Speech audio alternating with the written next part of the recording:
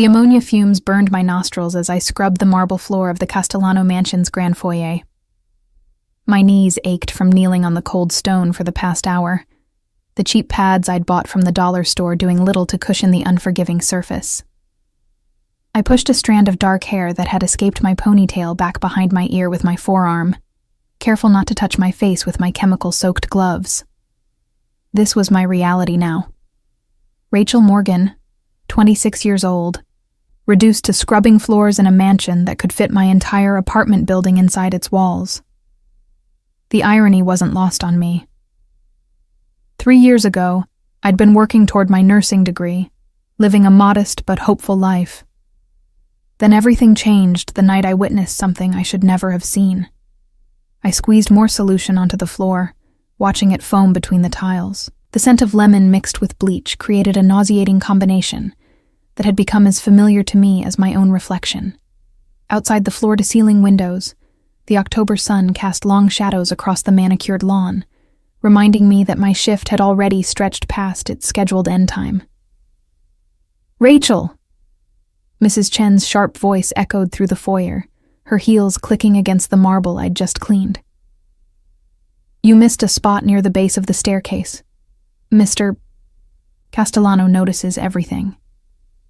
I bit back a sigh and crawled toward the indicated area, my back protesting the movement. Mrs. Chen was the head housekeeper, a stern woman in her 50s who ran the domestic staff with military precision. She wasn't cruel, just exacting, and I couldn't afford to lose this job. Not with rent due in 2 weeks and my savings account hovering dangerously close to zero. "Yes, Mrs. Chen, I'll take care of it right away." She stood over me for a moment, her expression softening slightly. "You look exhausted, Rachel. When was the last time you took a day off?" I couldn't remember. Between this job and my weekend shifts at the diner, I barely had time to sleep, let alone rest. But admitting weakness wasn't an option. "I'm fine. Just didn't sleep well last night." That was an understatement. The nightmares had returned, vivid and terrifying. Tyler Hayes' face, twisted with rage as he realized I'd seen him pull the trigger. The sound of the gunshot echoing in my memory, the way his eyes locked onto mine before I ran. Even now, thinking about it made my hands shake. "Well, finish up here and then you can go. The evening staff will handle dinner service." Mrs. Chen's voice pulled me back to the present. "Oh, and Mr. Castellano wants to see you in his study before you leave." My stomach dropped. In the 6 months I'd worked here, I'd never been summoned to Ryan Castellano's study. I'd seen him, of course, tall, imposing, moving through the mansion with the kind of authority that made everyone straighten their spine. Dark hair always perfectly styled, suits that probably cost more than my yearly salary, and eyes that seemed to see through any pretense. Everyone knew who Ryan Castellano really was. The legitimate business empire was just a facade for his real operations. He controlled half the city's underground activity, commanded loyalty through a combination of fear and respect, and had a reputation for being absolutely ruthless with anyone who crossed him. Working in his home meant keeping your head down, your mouth shut, and never ever asking questions. "Did I do something wrong?" I asked, trying to keep the tremor from my voice. Mrs. Chen's expression was unreadable. He didn't say. "Just finish up and go see him. Don't keep him waiting." I worked faster, my mind racing through possibilities. Had I broken something valuable? Overheard a conversation I shouldn't have? I was always so careful to be invisible, to move through the mansion like a ghost. That was how people like me survived in places like this. 20 minutes later, I stood outside the heavy oak door of Ryan's study, my cleaning supplies abandoned in the service closet. I'd washed my hands and face, but I was still wearing my worn uniform, a simple gray dress that hung loosely on my frame. I'd lost weight since taking this job, too stressed and busy to eat properly. I raised my hand to knock, then hesitated. Through the door, I could hear the low murmur of voices. Was he meeting with someone? Should I come back later? Before I could decide, the door opened, revealing a man I'd seen before. One of Ryan's associates. Antonio, I thought his name was. He looked me up and down with barely concealed disdain before stepping aside. "He's expecting you," Antonio said, his voice carrying that slight Italian accent that many of Ryan's inner circle shared. I stepped into the study, my sensible shoes silent on the Persian rug. The room smelled of leather, aged wood, and expensive cologne. Floor-to-ceiling bookshelves lined 2 walls, filled with what looked like first editions. A massive desk dominated the space, and behind it sat Ryan Castellano. He didn't look up immediately, his attention focused on some documents spread across his desk. This gave me a moment to observe him, something I'd never dared to do up close. He was younger than I'd expected, perhaps in his early 30s, with the kind of sharp features that suggested both intelligence and danger.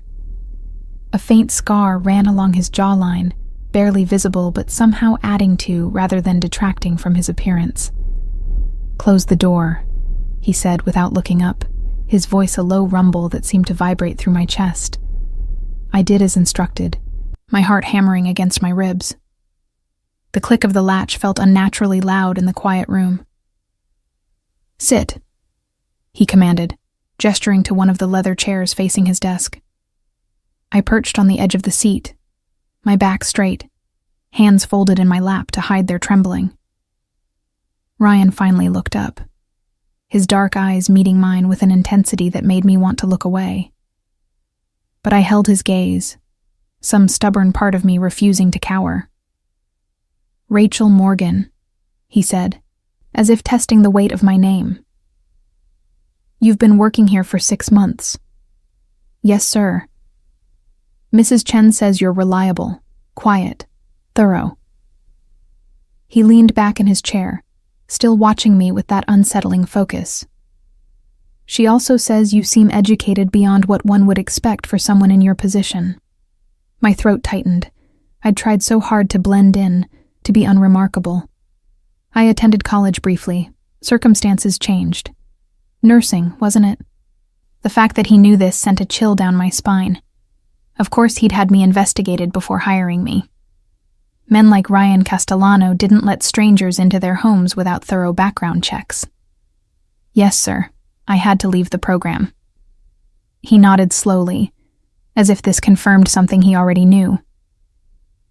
"And before that, you lived in the South District, worked at a convenience store, until 3 years ago, when you suddenly moved, changed jobs multiple times, and eventually ended up here." I said nothing. What could I say? He clearly knew more about me than I was comfortable with. "I'm curious, Rachel. What made you leave the South District so abruptly?" This was dangerous territory. I'd spent 3 years trying to disappear, to become nobody worth noticing. And here was one of the most powerful men in the city, asking questions I couldn't afford to answer. "Personal reasons, sir. I needed a fresh start." Something flickered in his eyes. Amusement? Respect? I couldn't tell. "A fresh start," he repeated. "How's that working out for you? Scrubbing floors in my home? Is this the fresh start you imagined?" The question stung, probably because it was true. This wasn't what I'd imagined for myself, but pride was a luxury I couldn't afford. "It's honest work, sir. I'm grateful for the employment." Honest.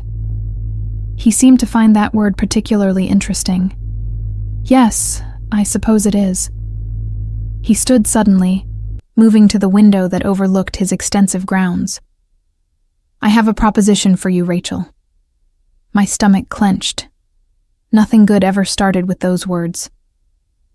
"My younger brother is getting married in 2 weeks. It's a significant event, high society, important families, the kind of wedding that will be photographed and discussed in certain circles." He turned to face me. "I need a date."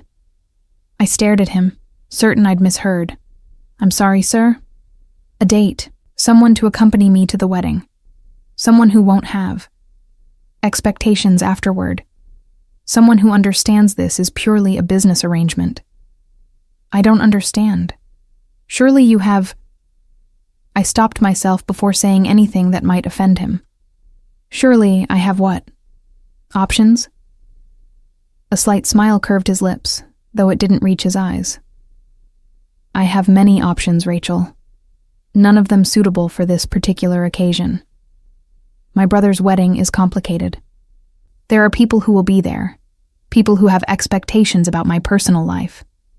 Showing up with someone like you sends a very specific message. Someone like me, I repeated, the words bitter on my tongue. You mean someone insignificant, someone disposable.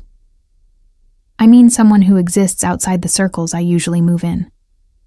Someone who has no connections to my business, no family ties to exploit, no ulterior motives beyond the substantial payment I'll provide for this service.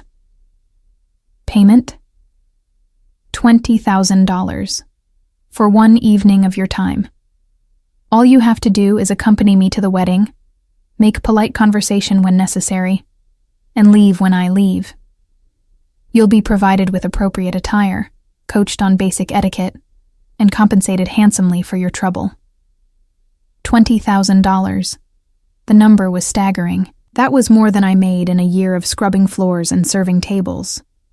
With that money, I could pay off my debts, maybe even go back to school. I could stop looking over my shoulder every time I walked down the street, afraid that Tyler Hayes had finally found me.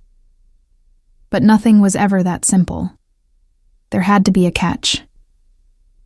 Why me specifically, sir? You must have other employees who would... Other employees talk. You don't. I've watched you these past 6 months, Rachel. You keep your head down, do your work, and mind your business. That's a rare quality. It's also exactly what I need for this situation. He'd been watching me. The thought sent another chill through me, though I wasn't sure if it was fear or something else entirely. I need to think about it, I said, surprised at my own boldness. Ryan's eyebrow arched slightly. You need to think about it, he repeated, as if the concept of someone turning down his offer, even temporarily, was foreign to him. Very well. You have until tomorrow evening to decide. But Rachel? He moved closer, and I had to tilt my head back to maintain eye contact. This is the kind of opportunity that doesn't come twice. Whatever you're running from, whatever you're afraid of, $20,000 can buy you a lot of security. Think carefully. He knew. Maybe not the specifics, but he knew I was hiding from something. Someone. The realization that I was so transparent to him was terrifying. You're dismissed, he said, returning to his desk as if I'd already ceased to exist. I stood on shaky legs and walked to the door, my mind spinning. My hand was on the handle when his voice stopped me. Rachel, one more thing. Whatever decision you make, this conversation stays between us. Mrs. Chen and the other staff don't need to know about this arrangement. Understood? Yes, sir. I fled the study, my heart pounding so hard I thought it might burst from my chest. $20,000. One evening. It sounded too good to be true, which meant it probably was. But God help me, I was tempted. So desperately tempted. I collected my things from the staff room in a daze, barely registering Mrs. Chen's goodbye. The bus ride back to my apartment in the shabby part of town felt longer than usual, my mind replaying the conversation with Ryan over and over. Why would someone like him need to pay for a date? He was wealthy, powerful, and admittedly attractive in a dangerous sort of way. He could have any woman he wanted. So why me? What message was he trying to send by showing up with someone so obviously beneath his social standing? My apartment was dark and cold when I arrived. I'd kept the heat off to save money, another sacrifice that had become routine. I changed out of my uniform and into sweatpants and an oversized sweater, The closest thing to comfort I allowed myself these days. $20,000 could change everything. I could move somewhere safer, somewhere Tyler Hayes would never think to look for me. I could go back to school, finish my degree, build the life I'd always wanted before that terrible night 3 years ago. But at what cost? Getting involved with Ryan Castellano, even tangentially, was dangerous. He was a criminal, plain and simple, no matter how legitimate his business facade appeared. Going to his brother's wedding meant stepping into his world, even if just for one night. What if that was enough to paint a target on my back? Then again, I already had a target on my back. I'd had one for 3 years, ever since I witnessed Tyler Hayes murder someone in cold blood. Ever since I'd run instead of going to the police, too terrified of what Hayes might do to me if I talked. At least Ryan's money could help me disappear properly, maybe even leave the city entirely. I spent the night tossing and turning, unable to shut off my racing thoughts. By the time dawn broke, painting my dingy apartment in shades of gray, I'd made my decision. It was reckless, probably stupid. But I was tired of being afraid, tired of scraping by, tired of looking over my shoulder. I would do it. I would be Ryan Castellano's date to his brother's wedding. And if that made me a fool, well, at least I'd be a fool with $20,000 in my pocket. I arrived at the Castellano mansion the next evening with my decision weighing heavily on my chest. Mrs. Chen had given me a curious look when I'd asked to speak with Mr. Castellano, but she'd simply nodded and directed me to wait in the sitting room off the main entrance.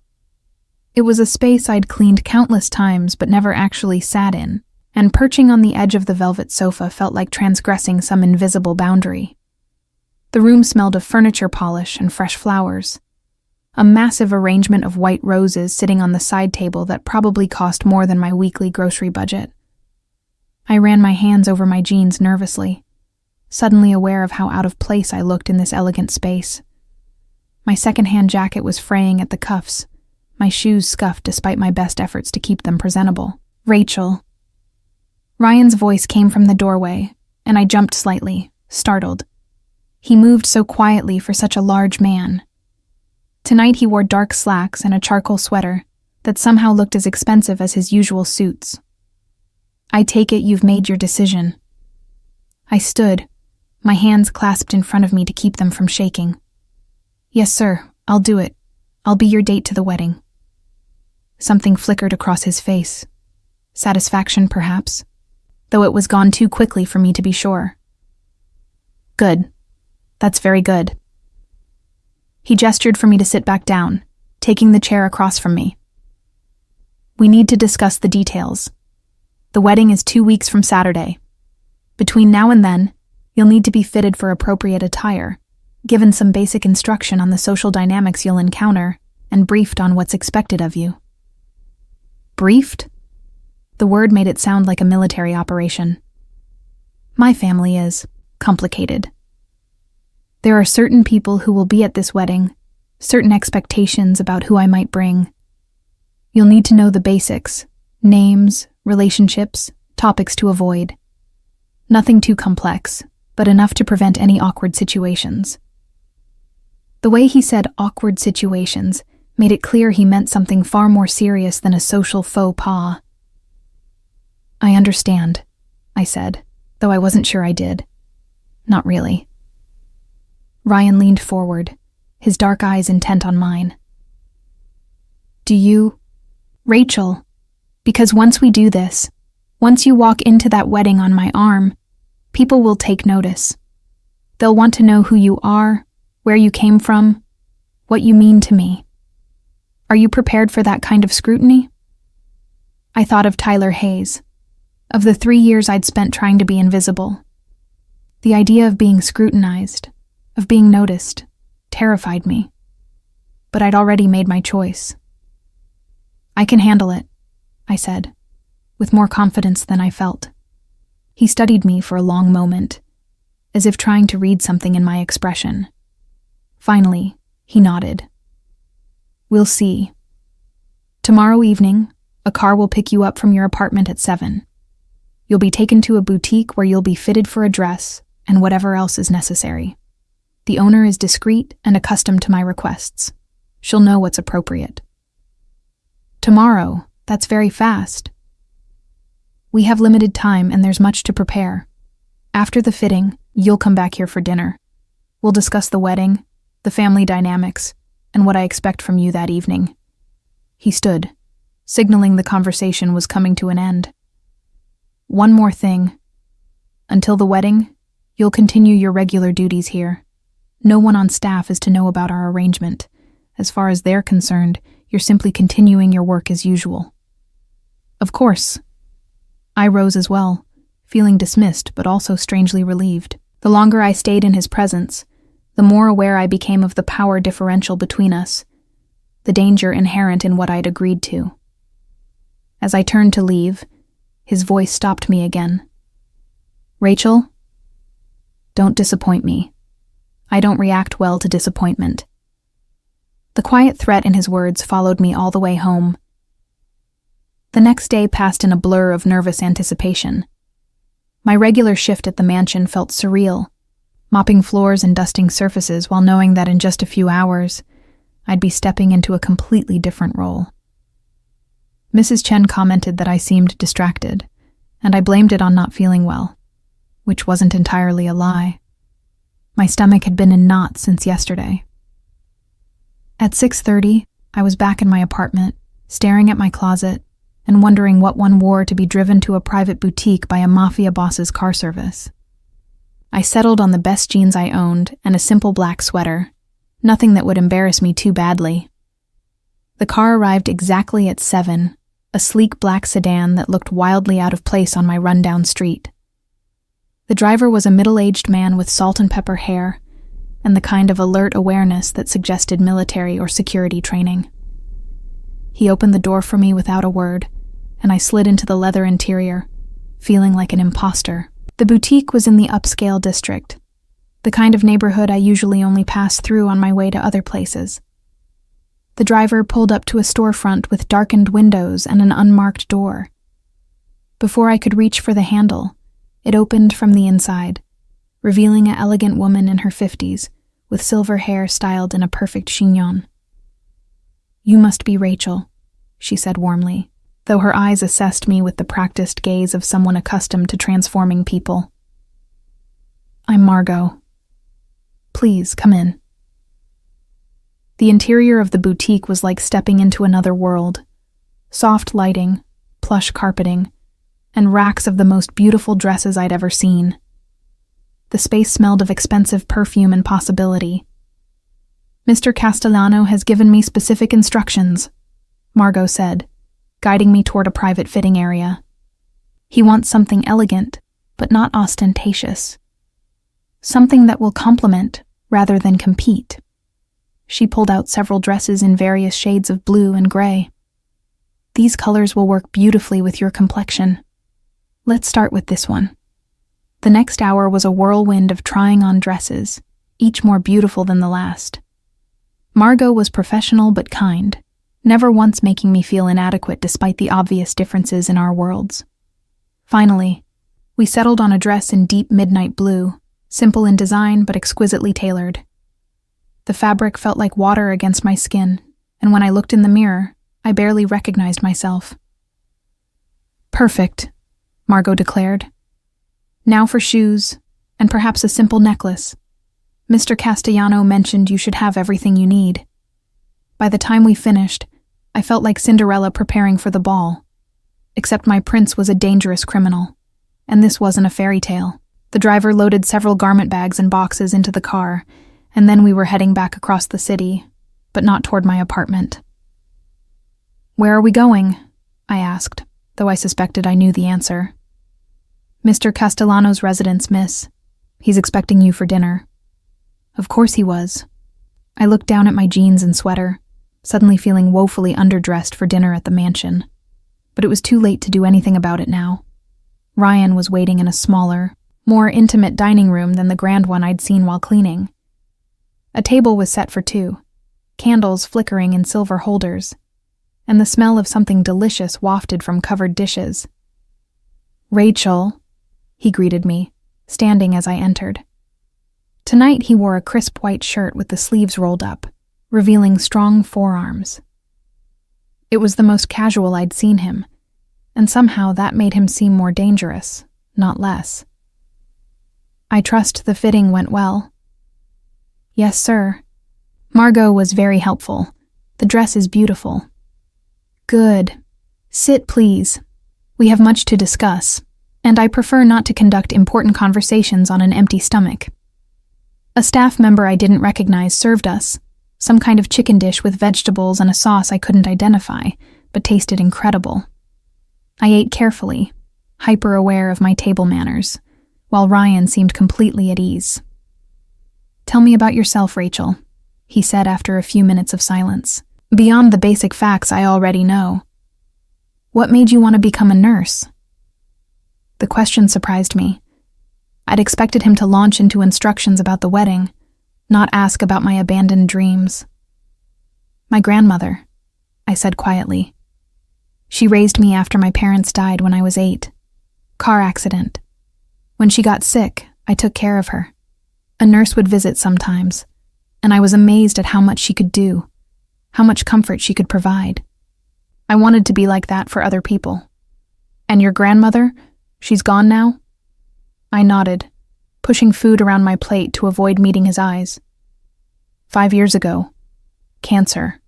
I was already in nursing school by then, but after she died, I had to work more hours to pay for it. That's when I took the job at the convenience store in the South District, where you witnessed something you shouldn't have. My fork clattered against my plate. I looked up sharply, my heart suddenly racing. "I don't know what you mean." Ryan set down his own utensils, his expression unreadable. "Don't insult my intelligence, Rachel. I told you I had you investigated. 3 years ago, you were working the night shift at a convenience store. You left that job abruptly, moved apartments twice in the span of 6 months, and dropped out of school despite being on track to graduate. That's the behavior of someone running from something. Or someone." My mouth went dry. "I don't want to talk about this. Unfortunately, we need to. If you're going to be seen in public with me, I need to know what threats might emerge. Who are you hiding from?" I stood abruptly, my chair scraping against the floor. "This was a mistake. I can't do this. I should go." "Sit down, Rachel." His voice was quiet but carried absolute authority. "You've already agreed. You've already accepted the arrangement. Walking away now would be unwise." The implicit threat hung in the air between us. I slowly sank back into my chair, my hands trembling in my lap. "I'm not going to hurt you," Ryan said, his tone softening slightly. "But I need to know what I'm dealing with. Who are you afraid of?" The words came out before I could stop them, 3 years of terror and silence suddenly overwhelming my better judgment. "Tyler Hayes. I witnessed him kill someone at the convenience store. He was in an argument with another man in the parking lot, and I saw him pull a gun and shoot him. I was taking out the trash, and I saw everything. Tyler saw me see him. I ran inside and locked the door, and he just left. But I knew he'd come back for me, so I ran first." Ryan's expression didn't change, but something cold and calculating entered his eyes. "Tyler Hayes, local enforcer for the Marino family. Small time but vicious. You know him?" "Of course he did. They probably moved in the same circles." "I know of him. We're not friendly." Ryan leaned back in his chair, his fingers steepled under his chin. "Did you go to the police?" I shook my head. I was too scared. Everyone knows the Marinos have cops in their pocket. I thought if I reported it, Tyler would find out and kill me before anything could be done. So I just disappeared. I've been moving around ever since, trying to stay invisible. And you've been successful for 3 years. That takes discipline. Intelligence. He paused. "Why didn't you leave the city entirely?" "I couldn't afford to. And I thought staying in the city, hiding in plain sight, might be smarter than running somewhere unfamiliar where I'd have no resources. Ryan nodded slowly, as if my reasoning made sense to him. Tyler Hayes is a problem, but he's a problem I can handle. What? No, I didn't tell you this so you could... So I could what? Protect my investment? His eyes met mine. That's what you are now, Rachel. An investment. I've paid for your dress, arranged for your transformation, and I'm about to pay you $20,000. I don't let my investments get threatened by small-time thugs. The cold, businesslike way he discussed my life was jarring, but there was something else beneath it. Something that almost felt like genuine concern. I've been fine for 3 years, I said quietly. As long as I stay invisible, I'm safe. You won't be invisible after the wedding, Ryan countered. You'll be photographed. Your face will be in society pages on social media. If Tyler Hayes has been looking for you all this time, there's a chance he'll see those photos. That's a risk we need to mitigate. Cold dread washed over me. I hadn't thought about that. I'd been so focused on the money, on the temporary escape it could provide, that I hadn't considered the exposure. The very real possibility that by trying to save myself, I might be signing my own death warrant. I need to cancel, I said, panic rising in my throat. I can't do this. I can't risk... Too late. Ryan's voice was firm. You've already agreed, and I've already made arrangements. But more importantly, Rachel, you've just told me about a threat to your safety. Do you really think I'm going to let you walk out of here and go back to your inadequate apartment in a bad neighborhood where Tyler Hayes could find you at any time? What are you saying? I'm saying you're moving into the guest house on my property, tomorrow. You'll continue your work at the mansion, but you'll live here where I can ensure your safety. After the wedding, once we've dealt with the potential exposure, we can reassess. I stared at him, unable to process what he was suggesting. You want me to move in here? I want you alive and useful. Having my date murdered before the wedding would be inconvenient. He said it so matter-of-factly, as if we were discussing a business transaction rather than my life. This isn't a request, Rachel. It's a condition of our arrangement. You want the $20,000? You follow my rules. I should have been furious at his high-handed dictates, at the way he was taking control of my life. But beneath the anger was something else. Relief. For 3 years I'd carried the burden of my safety alone, constantly vigilant, always afraid. The idea of letting someone else shoulder that responsibility, even someone as dangerous as Ryan Castellano, was seductive in its own way. When? I asked finally, my voice barely above a whisper. Tomorrow afternoon. I'll send someone to help you pack and transport your belongings. Don't worry about your lease. That will be handled. By tomorrow evening, you'll be settled in the guest house, and we can begin preparing you for the wedding in earnest. He stood, signaling that dinner was over. Antonio will drive you home tonight. Pack what you need for tomorrow. Clothes, personal items, anything you can't replace. Leave the furniture and anything too large. You won't need it. I rose on shaky legs, still trying to absorb the rapid changes to my life. In the span of 2 days, I'd gone from invisible cleaning woman to kept woman, housed on the property of one of the city's most dangerous men. Rachel, Ryan said as I reached the door. I turned back to find him watching me with that intense gaze that seemed to see through all my defenses. You made the right choice. Trusting me, I mean. Whatever you're afraid of, whatever's chasing you, I'm more dangerous. Remember that. It should have been terrifying. Maybe it was, but as Antonio drove me back to my apartment through the dark city streets, all I could think was that for the first time in 3 years, I didn't feel quite so alone. The moving van arrived at my apartment at 2 o'clock the next afternoon, along with 2 men who moved with the efficient precision of military personnel. They weren't the kind of movers you'd find in the phone book. These were Ryan's people, which meant they were probably capable of far more than just carrying boxes. I'd spent the morning packing my meager belongings, surprised by how little I'd accumulated in 3 years of running. A few changes of clothes, some books from thrift stores, my grandmother's jewelry box with its handful of precious items, and the nursing textbooks I couldn't bring myself to sell, even though I'd probably never use them again. My entire life fit into 4 boxes and 2 duffel bags. "That's everything, miss?" one of the men asked, surveying my tiny apartment with an expression I couldn't quite read. Pity, maybe, or just professional assessment. "That's everything," I confirmed, taking one last look around. The apartment had never felt like home. Nowhere had since my grandmother died, but it had been my refuge, my hiding place.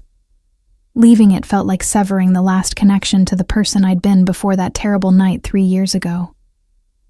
The drive to the Castellano estate was longer than I'd expected, taking us out of the city proper into the countryside, where old money built their fortresses away from prying eyes. The guest house, as Ryan had called it, was larger than any place I'd ever lived. 2 bedrooms, a full kitchen, a living room with a fireplace, and windows that overlooked gardens that probably required a full-time staff to maintain. "Mr. Castellano asked me to give you this," one of the movers said, handing me an envelope after they'd deposited my boxes in the living room. "He said you should read it and be ready by 6. Inside was a note in sharp, angular handwriting. "Dinner at the main house. Dress casually. We'll be discussing the wedding details and your role. The house is secure. You don't need to lock the doors. No one enters this property without my knowledge. R." The casual assumption that I'd simply comply with his summons irritated me, but I was too exhausted to fight it. Besides, he was right. I'd agreed to this arrangement, and that meant playing by his rules, at least for now. I spent the afternoon unpacking, trying to make the guest house feel less like a gilded cage and more like a temporary home. My few belongings looked lost in the spacious rooms, emphasizing just how far I'd fallen from the life I'd once imagined for myself. The nursing textbooks I lined up on a shelf in the bedroom, a reminder of dreams deferred, but not entirely abandoned.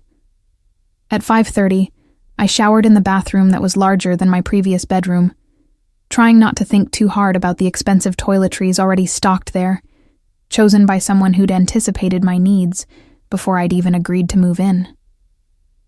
The level of control Ryan exercised was unsettling, yet I couldn't deny the seductive comfort of being taken care of not having to worry about every penny. I dressed in jeans and a soft gray sweater, the nicest casual clothes I owned, and made my way to the main house as the October sun painted the sky in shades of amber and rose. The air smelled of autumn leaves and wood smoke from somewhere on the property, and for a moment, I could almost forget the complicated web I'd entangled myself in. Ryan answered the door himself, surprising me.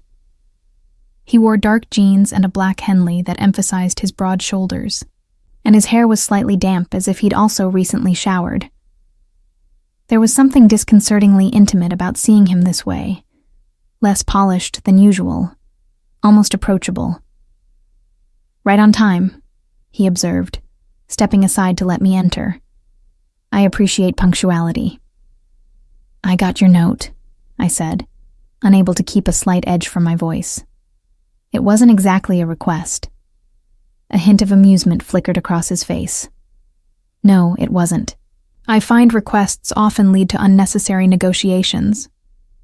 I prefer clear expectations."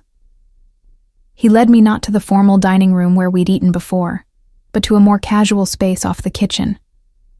A fire crackled in the stone fireplace, and 2 place settings waited on a rustic wooden table. I thought we'd eat here tonight, more conducive to conversation. The meal was simpler than before.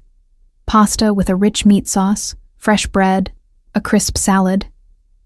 Ryan served it himself, no staff hovering nearby, which somehow made the evening feel even more surreal. Here I was, having dinner alone with one of the most dangerous men in the city, discussing a fake relationship as if it were the most natural thing in the world. "Tell me about your family," I said, after we'd eaten in silence for a few minutes. If I was going to attend his brother's wedding, I needed to understand the dynamics I'd be walking into. Ryan took a sip of wine before answering. "My father, Marco Castellano, built the empire I now run. He was old school, believed in loyalty, family, and maintaining appearances. He died 5 years ago, heart attack. My mother followed 6 months later.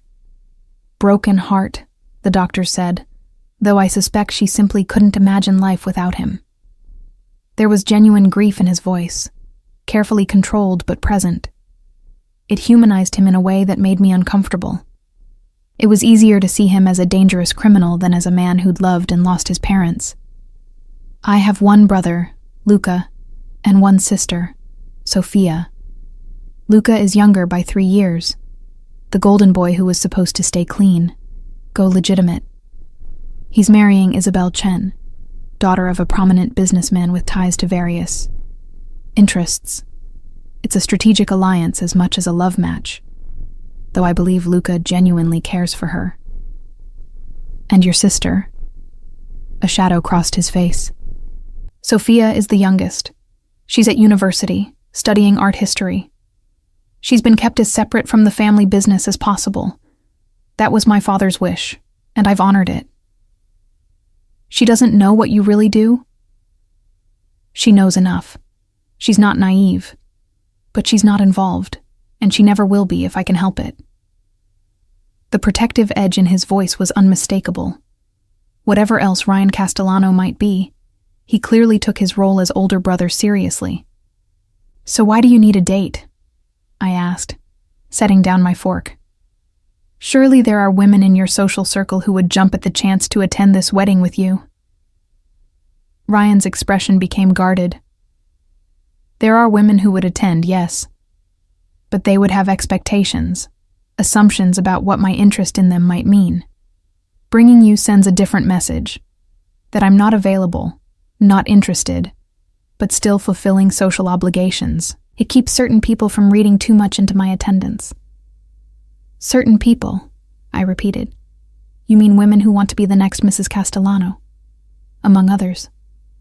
He leaned back in his chair, studying me. "There's also my brother to consider. Luca has been pressuring me to settle down, stop living like a monk in this house. He thinks I need someone to humanize me, make me seem less intimidating to his new in-laws. Showing up with you accomplishes that without committing me to anything long-term." The clinical way he discussed using me as a social prop should have offended me more than it did.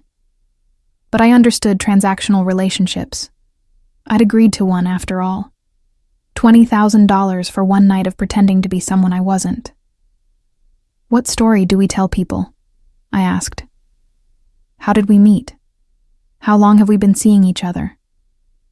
"We keep it vague. We met through the household. You were working at the estate. We struck up conversations. There was an attraction. We've been quietly seeing each other for a few months. Nothing serious yet. But I wanted you to meet my family. It's close enough to the truth to be believable, and vague enough that people can't poke too many holes in it."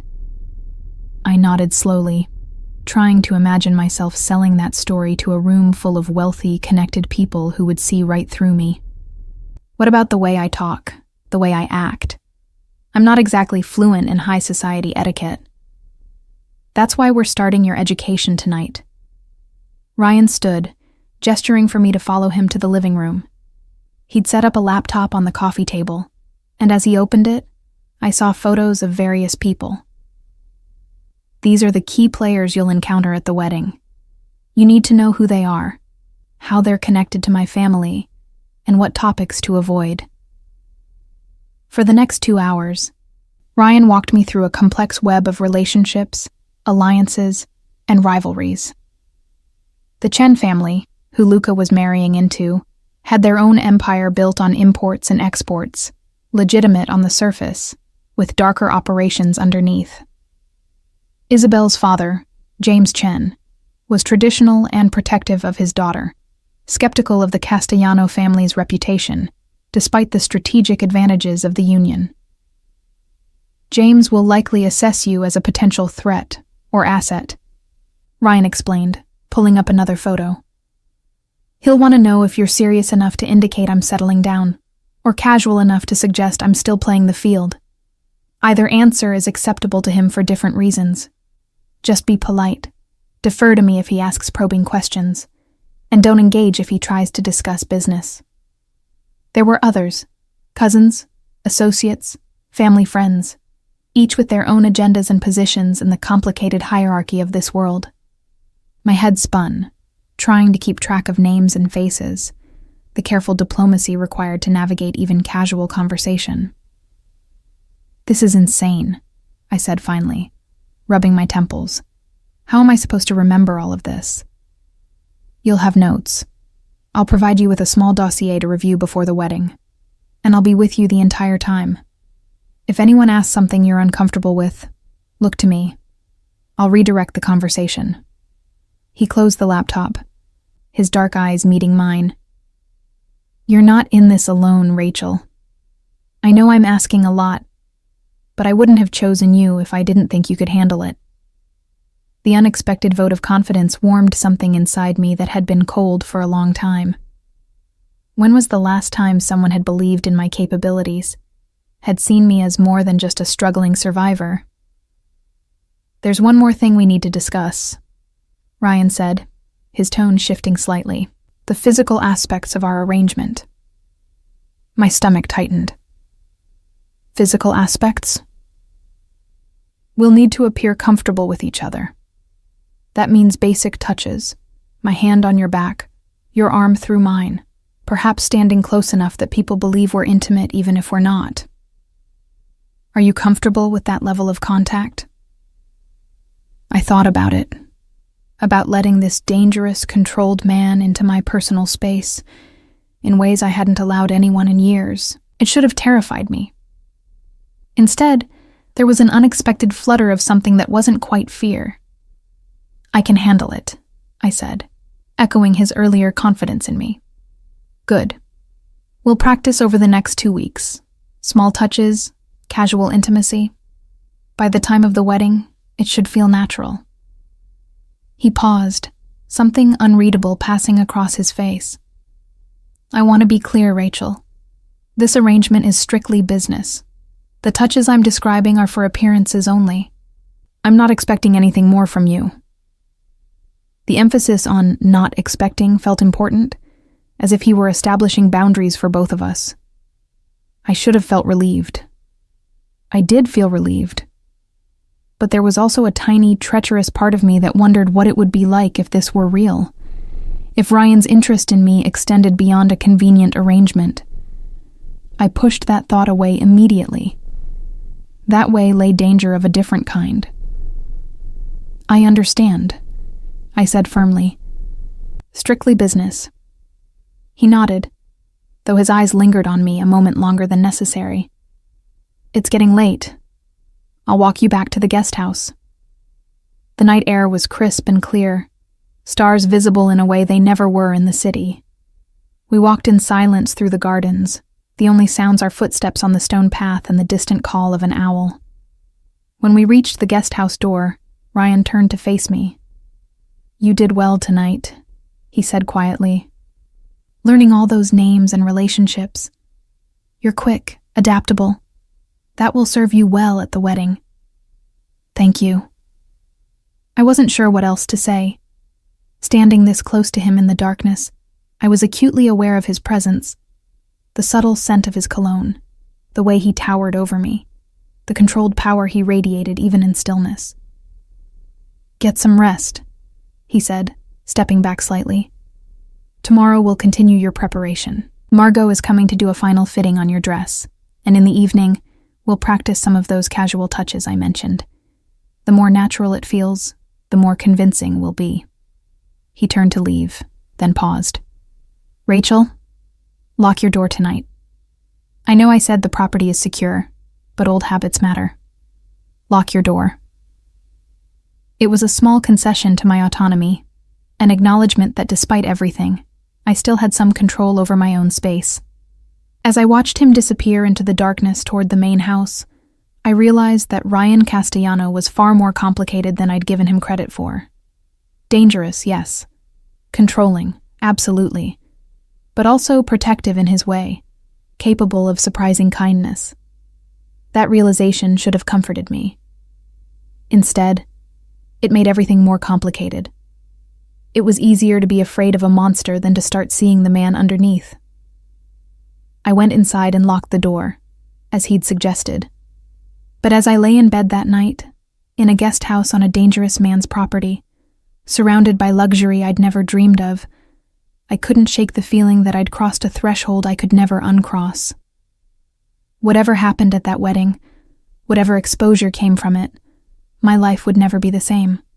The question was whether I was walking toward salvation or destruction, and the terrifying answer was that I honestly couldn't tell the difference anymore. The next 2 weeks passed in a strange blur of routine and transformation. My mornings were spent performing my usual cleaning duties at the mansion, though now I lived just steps away in the guest house.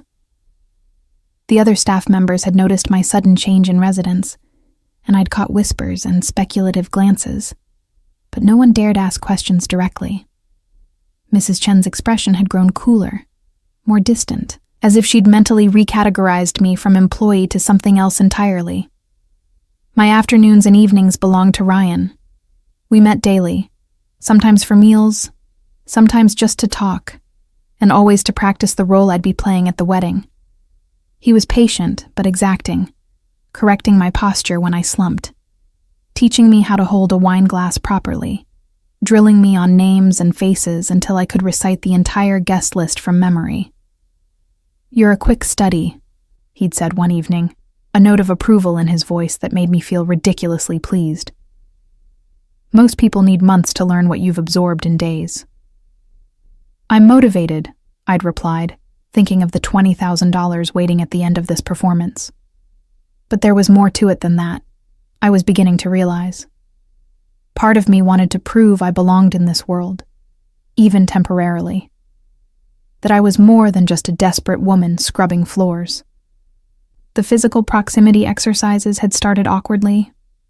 Ryan would place his hand on the small of my back, and I'd stiffen involuntarily, my body remembering old fears and violations.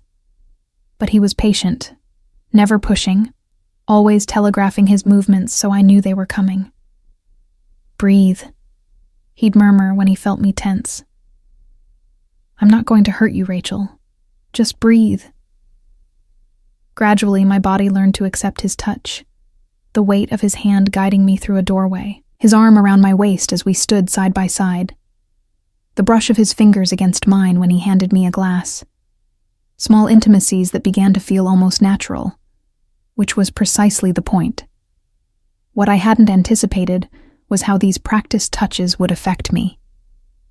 There was something undeniably magnetic about Ryan when he let his guard down, when he smiled at something I said or laughed at my nervous attempts at small talk. In those moments, I could almost forget what he was, almost imagine this was real. That was dangerous thinking, and I knew it. It was the Thursday before the wedding when everything shifted. I'd spent the morning cleaning one of the guest suites, lost in the mindless rhythm of work, when Mrs. Chen appeared in the doorway. "Mr. Castellano wants to see you in his study," she said, her tone carefully neutral. "Immediately." The urgency in that final word sent alarm bells ringing. I dropped my cleaning supplies and hurried through the mansion, my heart pounding. When I reached the study, the door was already open, and Ryan stood by the window, his posture rigid with tension. "Close the door," he said, without turning around. I did, my hands suddenly clammy. "What's wrong?" He turned to face me, and the cold fury in his eyes made me step back involuntarily. In his hand was a tablet, and he held it out to me silently. I took it with trembling fingers and looked at the screen. It was a social media post from someone named Jennifer Milano, apparently a cousin or friend of Isabel's. The post featured several photos from what looked like a bridal shower, but it was the caption that made my blood run cold. "Can't wait for the wedding this weekend." Heard Ryan Castellano is finally bringing a date. Some mystery woman he's been hiding. Very curious to meet her. Check Ted Castellano wedding. Mystery date. The post had hundreds of likes and dozens of comments, people speculating about who I might be, whether Ryan was finally settling down, and expressing excitement about getting a glimpse of his private life. This was posted 2 hours ago, Ryan said, his voice dangerously quiet. It's already been shared across multiple platforms. Your face isn't in any of the photos, but your existence is now public knowledge. Everyone who matters knows I'm bringing someone to the wedding. I looked up at him, not understanding why this was such a crisis. Isn't that what we wanted? For people to know you had a date? I wanted it known at the wedding, in a controlled environment where I could manage the narrative.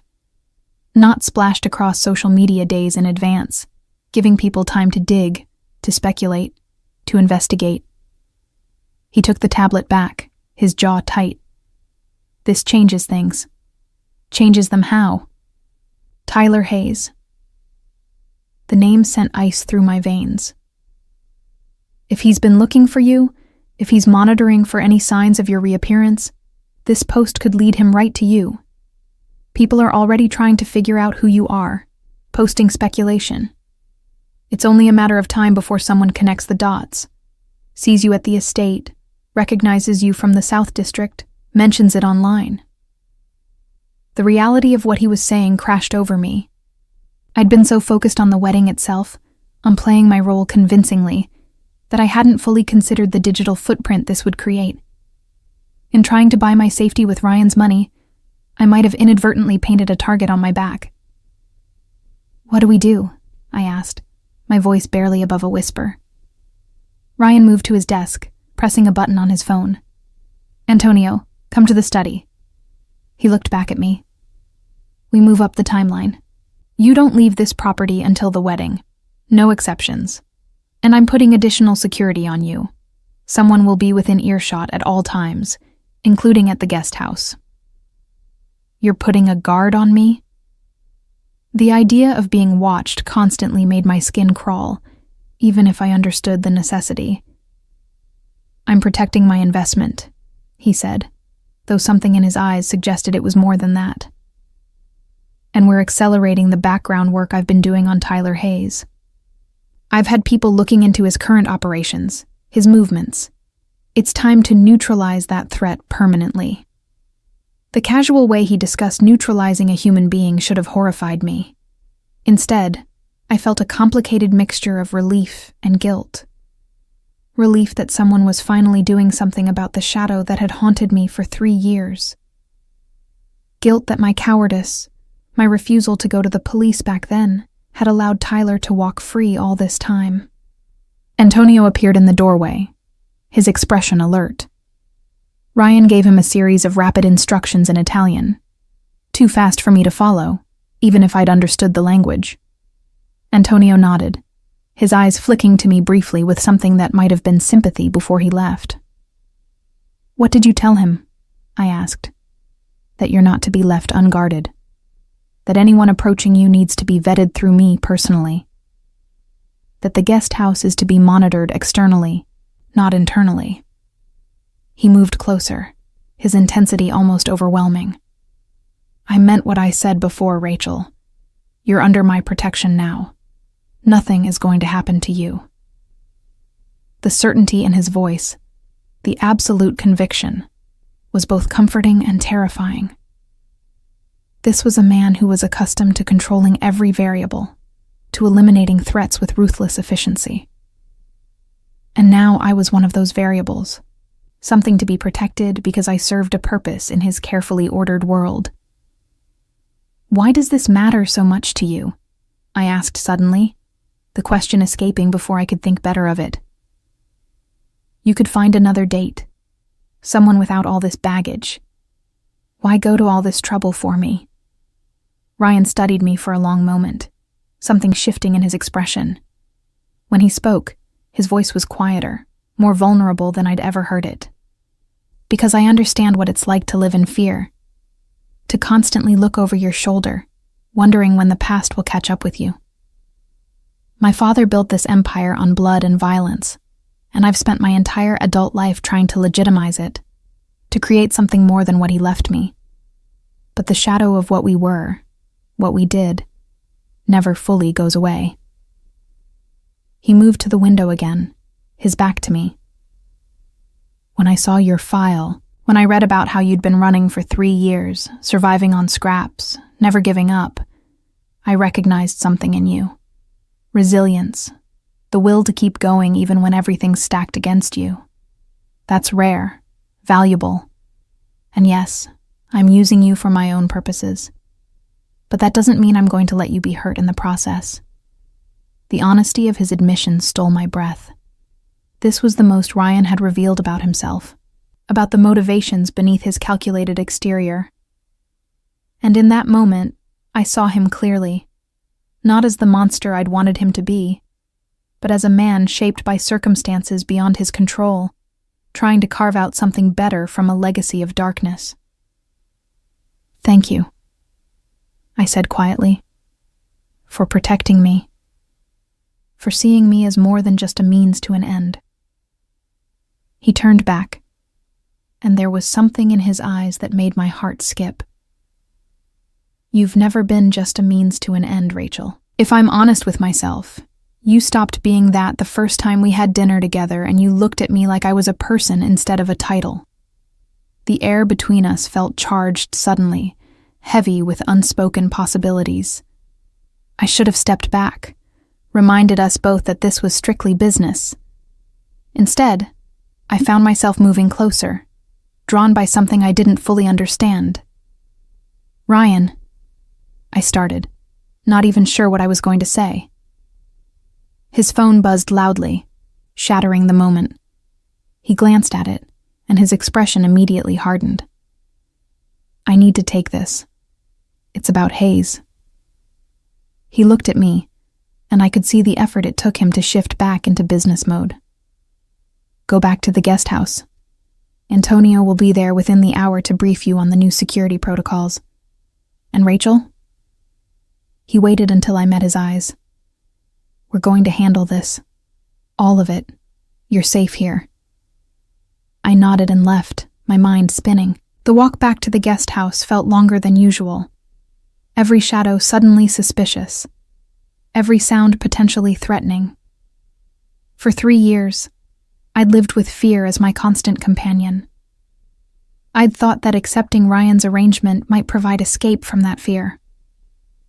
Instead, it seemed to have amplified it.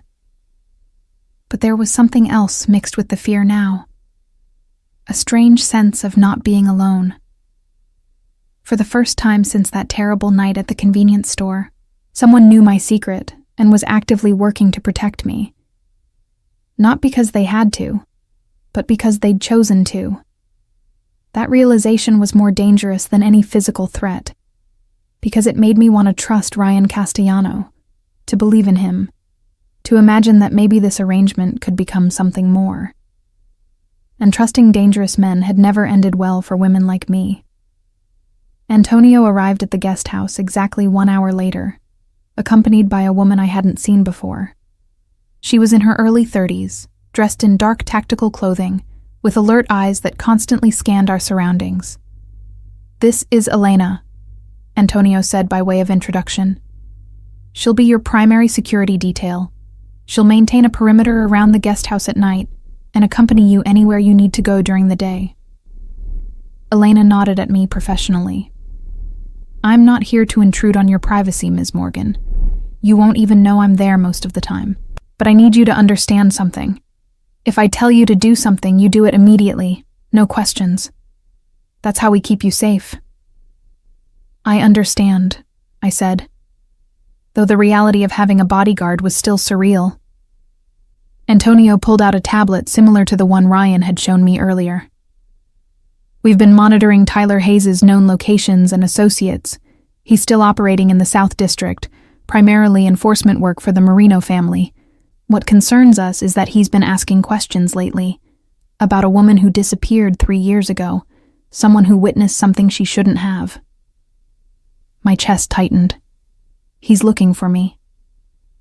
He's been looking for you the whole time, Antonio said bluntly. What's changed is the intensity. 2 weeks ago, he apparently told someone he had a feeling you were still in the city, that he'd find you eventually. That suggests he's gotten some kind of lead, though we don't know what. The timing was too coincidental. 2 weeks ago was exactly when I'd agreed to Ryan's arrangement, when I'd started preparing for the wedding. Had something I'd done tipped Tyler off somehow? Or was it just paranoia seeing patterns in random events? Mr. Castellano wants you to know that he's taking care of this, Antonio continued. Hayes is a problem that will be resolved before the wedding. You have his word on that. There was something final in the way he said resolved, a euphemism that couldn't quite hide the darker meaning beneath. Part of me wanted to object, to insist that murder wasn't the answer, but that was naive. Men like Tyler Hayes didn't stop because you asked nicely. They stopped when they were forced to. What do I need to do? I asked instead. Exactly what you've been doing. Prepare for the wedding. Let us handle security. And trust that Mr. Castellano has your best interests at heart. Antonio's expression softened slightly. I've worked for him for 10 years. I've seen him handle dozens of complicated situations. He doesn't make promises he can't keep, and he doesn't let threats to his people go unanswered. You're one of his people now, Ms. Morgan. That means something. After Antonio and Elena left, I sat in the guest house living room, trying to process everything that had happened.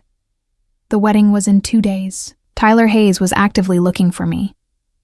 Ryan was planning something that would resolve the threat permanently, and I was sitting in the middle of it all, a pawn in games I barely understood.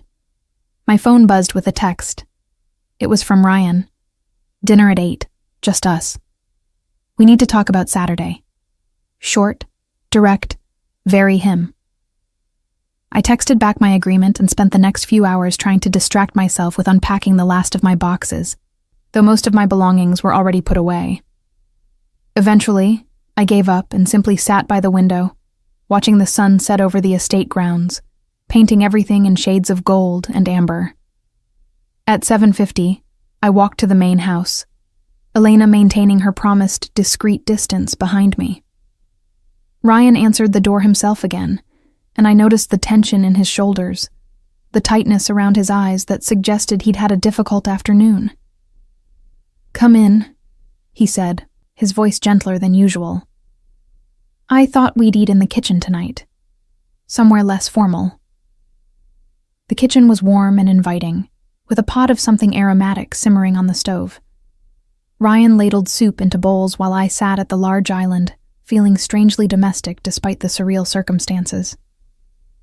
I spoke with my people about Hayes, he said, without preamble. The situation is more complicated than I initially thought. He's not just looking for you casually. He's obsessed. 3 years of searching, following dead ends, refusing to let it go. That kind of fixation is dangerous. What are you going to do? I asked, though I wasn't sure I wanted to know the answer. Ryan set a bowl in front of me, his expression serious. What needs to be done? But not before the wedding. I won't have that day disrupted by this mess. After Saturday, once you're safely photographed as my date and the social obligation is fulfilled, we'll handle Hayes permanently. Permanently, I echoed.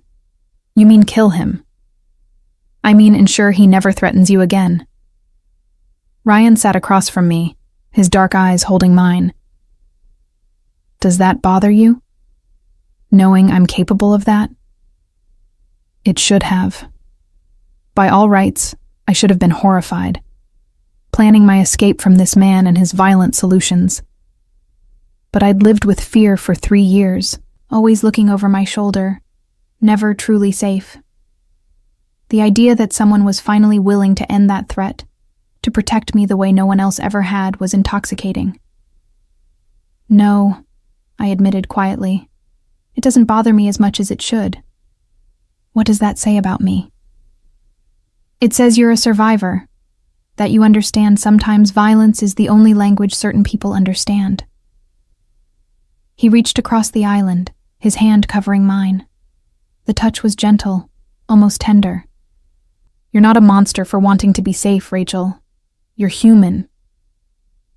We ate in comfortable silence for a while, the soup warming me from the inside.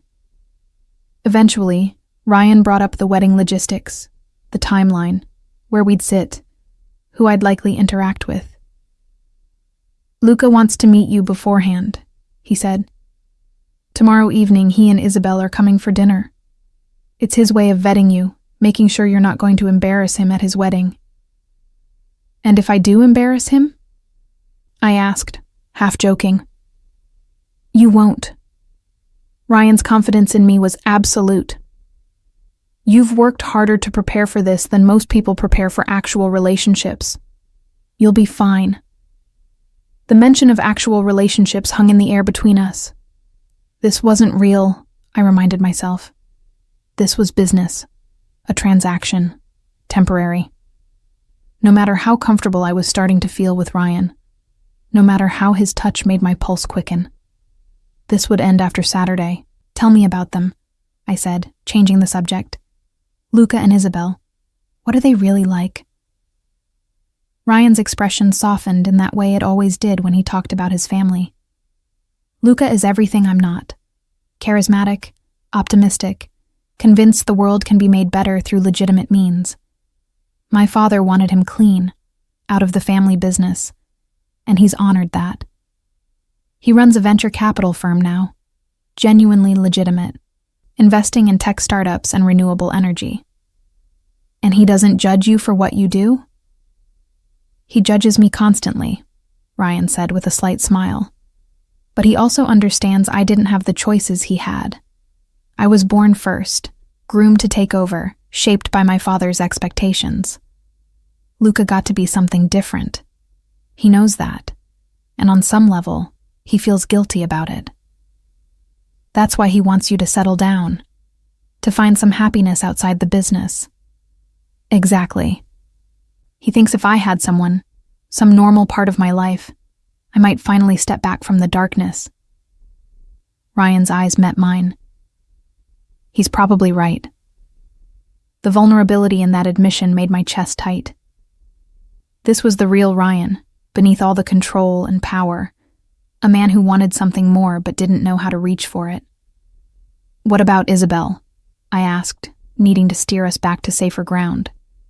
Smart, ambitious, perfectly suited to be a Castellano wife even if she doesn't carry the name yet. Her father raised her to navigate these worlds, legitimate and otherwise. She knows exactly what she's marrying into, and she's prepared for it. She and Luca actually love each other, which is rare in these kinds of strategic marriages. Do you believe in that? I asked impulsively. Love, I mean. Real love. Ryan was quiet for a long moment. I've seen it. My parents had it. Luca and Isabel have it. But for men like me, it's a luxury we can't afford. Love makes you vulnerable, gives your enemies leverage. The moment you truly care about someone, they become a target. The implication hung heavy between us, that his protection of me was purely strategic, that whatever connection we might be developing was dangerous for both of us. It was the smart perspective, the realistic one. So why did it make my heart sink? I should go, I said, standing abruptly. Tomorrow sounds like it's going to be a long day, and I need to be at my best for meeting your brother. Ryan stood as well, moving around the island to stand in front of me. Rachel, I want you to know. After Saturday, after the wedding, you don't have to go back to cleaning floors. The $20,000 will be yours regardless. But if you want to stay on the estate, if you want help finishing your nursing degree, that can be arranged. Why would you do that? I asked, confused by this unexpected offer. Because you deserve better than you've had. And because... He stopped, seeming to choose his words carefully. Because I've enjoyed having you here. Your presence, our conversations. It would be a shame to lose that just because the wedding is over. My heart raced at the implications. This was supposed to be temporary, a transaction. But Ryan was suggesting something more, some kind of ongoing arrangement. And God help me. I was tempted. "Let's get through Saturday first," I said, not trusting myself to commit to anything more. "Then we can talk about the future." He nodded, disappointment flickering across his face before his usual mask slipped back into place. Of course, Saturday first. As I walked back to the guest house, Elena shadowing me in the darkness, I tried to sort through the tangle of emotions knotting my chest. In less than a week, my entire life had been upended. I'd gone from invisible and afraid to protected and seen, from alone to connected to someone who seemed to genuinely care what happened to me. But that was the danger, wasn't it? Starting to believe this was real. Starting to care about Ryan Castellano as more than just my employer and protector. Because men like him didn't have real relationships. They had arrangements, transactions, strategic alliances. And women like me who forgot that ended up with broken hearts at best, and broken bodies at worst. I locked the door of the guest house as Ryan had taught me, and went to bed. But sleep was a long time coming, my mind replaying every moment of the evening, every touch, every word. Tomorrow I'd meet Ryan's brother and his fiancée. Saturday I'd attend the wedding, play my role, earn my money. And after that, I'd have to decide whether to take Ryan's offer of something more, or walk away while I still could. The smart choice was obvious, the safe choice was clear. So why couldn't I shake the feeling that walking away from Ryan Castellano might be the biggest mistake of my life? Friday arrived with unseasonable warmth, the November sun streaming through the guest house windows like a benediction.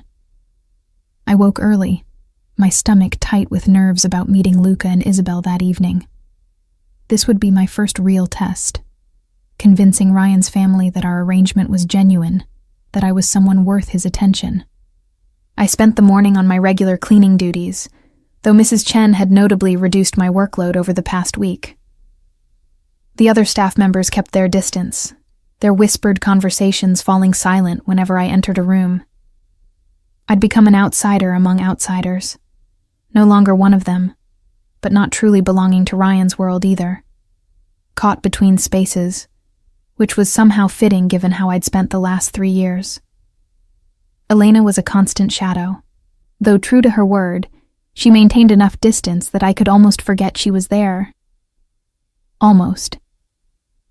Every time I glanced out a window or turned a corner, I'd catch sight of her alert posture, her hand never far from whatever weapon she carried beneath her jacket.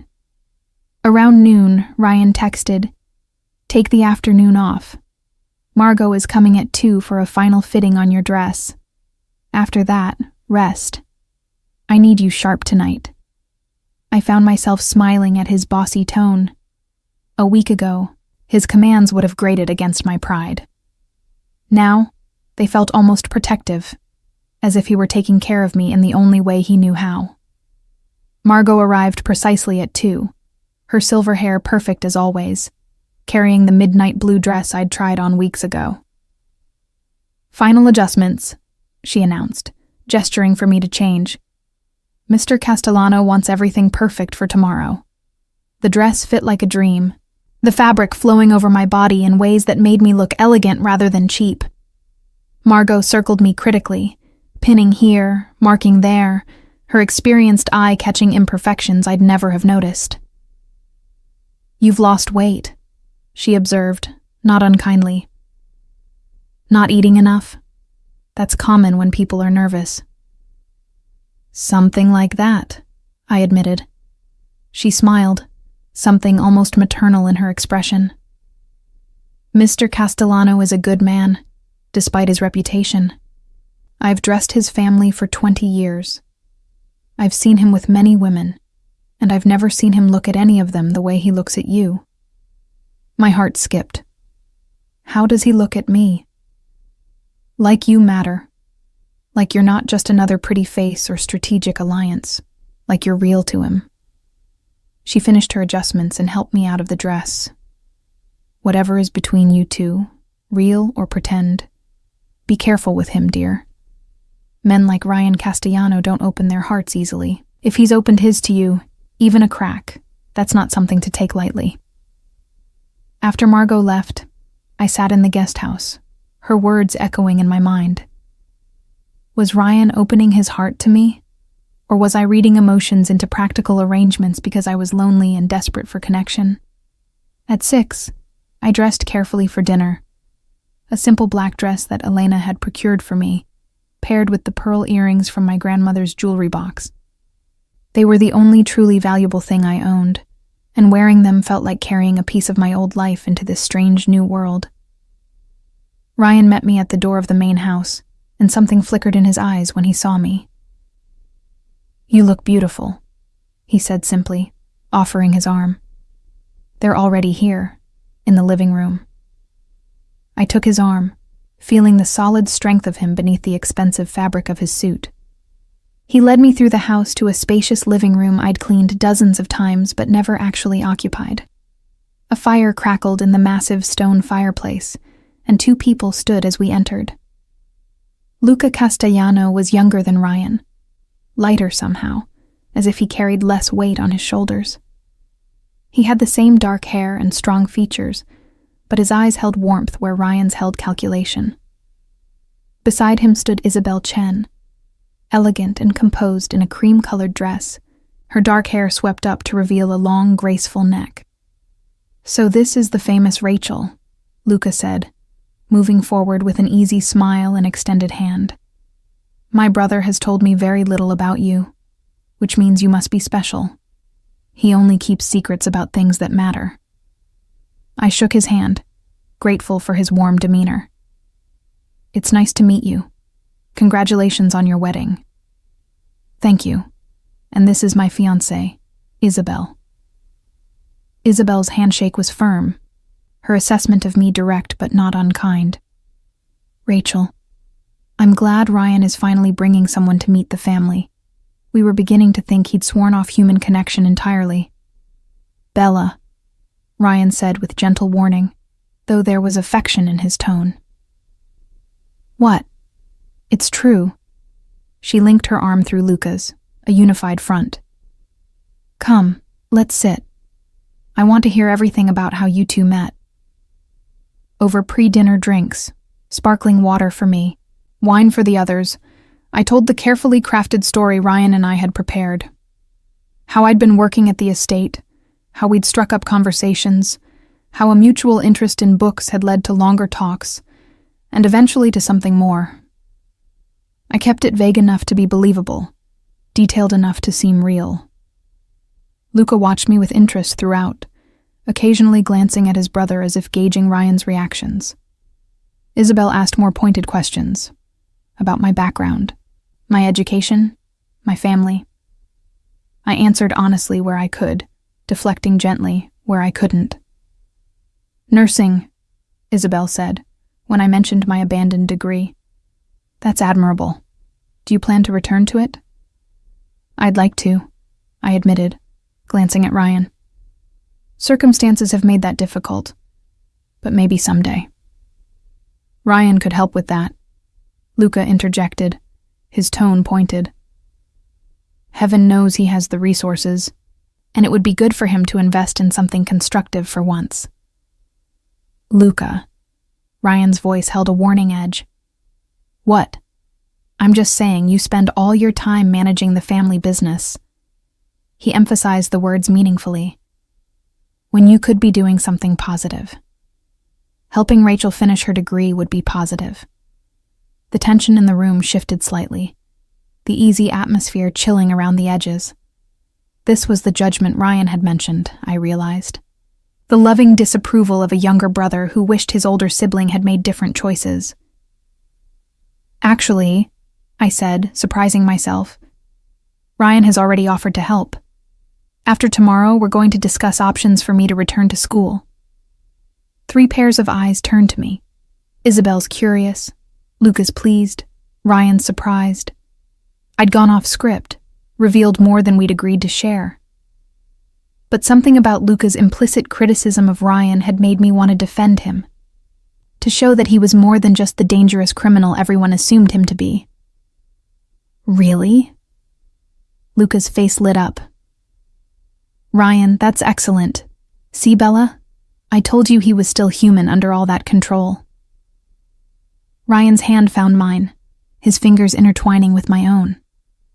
The touch was warm, solid, real in a way that transcended our practiced intimacy. Rachel has potential that shouldn't be wasted. It makes sense to invest in that. Invest, Isabel repeated, something knowing in her smile. Is that what we're calling it?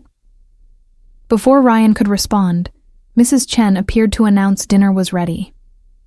We moved to the formal dining room, where an elaborate meal had been laid out. As we ate, the conversation flowed more naturally.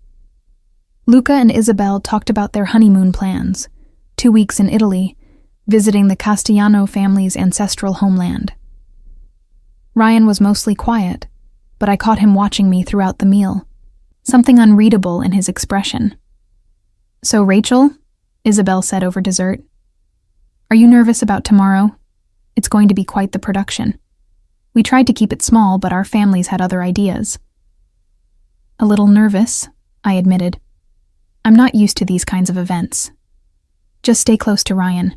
He'll run interference for you. She glanced at her future brother-in-law. He's very good at protecting what's his. The possessive phrasing should have bothered me. Instead, it sent a small thrill through my chest that I tried very hard to ignore. After dinner, Luca pulled Ryan aside for a private conversation, while Isabel and I moved to the living room with coffee. Elena had taken up a discreet position near the doorway, close enough to intervene if needed, but far enough to give the illusion of privacy. Can I ask you something? Isabel said once we were settled on the sofa. Woman to woman, off the record. Of course. Are you in love with him? The blunt question caught me off guard. We haven't... It's complicated. That's not a no. She smiled slightly. I ask because I've known Ryan for 3 years, since Luca and I got serious. In all that time, I've never seen him look at anyone the way he looks at you. Like you're a puzzle he can't quite solve but is desperate to figure out. And I've never heard him talk about helping someone with their education, investing in their future. That's not strategic, Ryan. That's something else. What are you saying? I'm saying that whatever story you two are telling yourselves about this being casual or convenient, I don't buy it. There's something real here, whether you're ready to admit it or not. She leaned closer, her voice dropping. Luca told me about your situation, about why you're really here, the arrangement. And I'm telling you that arrangement has already become something more, at least on Ryan's end. The question is whether you feel it too. I wanted to deny it, to insist this was purely transactional. But sitting there, in Ryan's home, wearing clothes he'd provided, protected by security he'd assigned, preparing to attend his brother's wedding on his arm, how could I pretend this was just business? I'm scared, I admitted quietly. Scared of what it means if this is real. Men like Ryan don't do real relationships. They do strategic alliances and temporary arrangements. And women like me, women like you what? Deserve less? Have no right to happiness? Isabel's voice was gentle but firm. I come from this world, Rachel. I know exactly what kind of man Ryan is, what he's capable of. But I also know that the most dangerous men often make the most devoted partners, precisely because they understand the stakes. If Ryan cares about you, really cares, he'll move heaven and earth to keep you safe. Before I could respond, Ryan and Luca returned, both looking more relaxed than when they'd left. Whatever they'd discussed had eased some tension between them. We should head out, Luca said, helping Isabel to her feet. Big day tomorrow, and Bella still has 1,000 things to check on. He turned to me, his expression sincere. Rachel, it was genuinely lovely to meet you. You're good for my brother. I can see it already. He's less rigid around you, more human. Keep doing whatever you're doing." After they left, Ryan walked me back to the guest house, Elena following at her usual discreet distance. The night air was cool and crisp, carrying the scent of wood smoke and fallen leaves. "You did well tonight," Ryan said as we reached my door. "Luca likes you. That's not easy to accomplish. He has good instincts about people." Isabel asked if I was in love with you. Ryan stopped, his hand on my elbow turning me to face him. "What did you tell her?" "That it was complicated." I met his eyes in the dim porch light. Was I wrong? For a long moment, he just looked at me, something intense and unguarded in his expression. Then he raised his hand, his fingers tracing along my jawline with devastating gentleness. "No, you weren't wrong." My breath caught as he leaned closer, his intention clear. This was the moment where I should pull away, remind us both of the boundaries we'd established. But I didn't want to. God help me. I wanted to know what it would feel like to kiss Ryan Castellano, to close the distance between us and see if this connection was as real as it felt. His phone buzzed loudly, shattering the moment. He pulled back with a quiet curse, checking the screen. His expression immediately hardened. "It's about Hayes. I need to take this." He stepped away, his voice dropping to a low murmur as he answered. I couldn't hear the conversation, but I watched his posture shift, shoulders tensing, jaw tightening, one hand clenching into a fist at his side. When he ended the call, he stood still for a moment, his back to me. "What is it?" I asked, fear creeping into my voice. He turned back, and the cold fury in his eyes made me step back involuntarily. "Hayes knows about tomorrow. One of the Marino family's associates saw the social media posts about the wedding, mentioned it to Hayes. He's making threats, saying if you show your face in public, he'll be there, that he's tired of waiting, tired of searching, that tomorrow he ends this." The blood drained from my face. "We have to cancel. I can't go to the wedding if..." "We're not canceling anything." Ryan's voice was steel. "Hayes has controlled your life for 3 years. He's stolen your peace, your security, your future. That ends tomorrow. What are you going to do?" He moved close again, his hands framing my face with surprising tenderness. "What I should have done the moment I learned about him. I'm going to remove him from your life permanently. Tonight, before he has a chance to make good on his threats." "Tonight? But my people have located him. He's at a bar in the South District, making his threats public enough that word got back to me within an hour. He's either stupid or so obsessed he doesn't care about his own safety anymore. Either way, it makes him sloppy, vulnerable." His thumbs stroked along my cheekbones. "I want you to go inside, lock the door, and stay there until I come back. Elena will be right outside. You're safe here." "Ryan, don't. Please. Just let him threaten. We can cancel the wedding. I can disappear again." "No." The word was absolute. "You're done disappearing. Done living in fear. Done letting men like Hayes dictate your choices." He leaned his forehead against mine, his breath warm on my face. "Trust me, Rachel. Let me take care of this. Let me protect you the way you deserve." How could I argue with that? How could I refuse when everything in me wanted to accept his protection, to finally be free of the shadow that had haunted me? "Be careful," I whispered. "Always." He pressed a kiss to my forehead, lingering for a moment that felt both too long and not long enough. Then he was gone, disappearing into the darkness with a fluid grace that reminded me exactly what kind of man he was. I went inside and locked the door as instructed, my heart racing. Through the window, I could see Elena taking up position outside, her alert posture never wavering. I should have felt safe. Instead, I felt terrified. Not for myself, but for Ryan. What if something went wrong? What if Hayes was setting a trap? What if Ryan got hurt or worse because of me? The hours crawled by with agonizing slowness. I tried to distract myself with a book, with television, with anything that would stop my mind from spinning through worst-case scenarios.